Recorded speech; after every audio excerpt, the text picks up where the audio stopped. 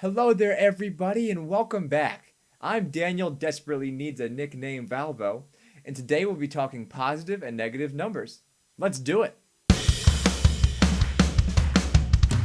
Now, if you watched our video on types of numbers, you might have heard me mention the terms positive and negative, but I didn't give this idea of positive and negative the attention it deserved. Today, we dive deeper.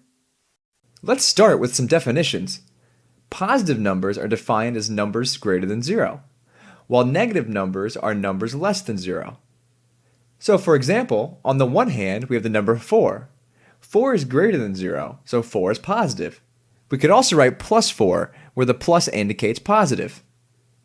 On the other hand, we have negative 4.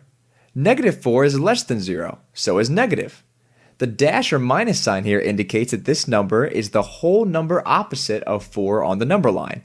Minus sign means negative. How about 0?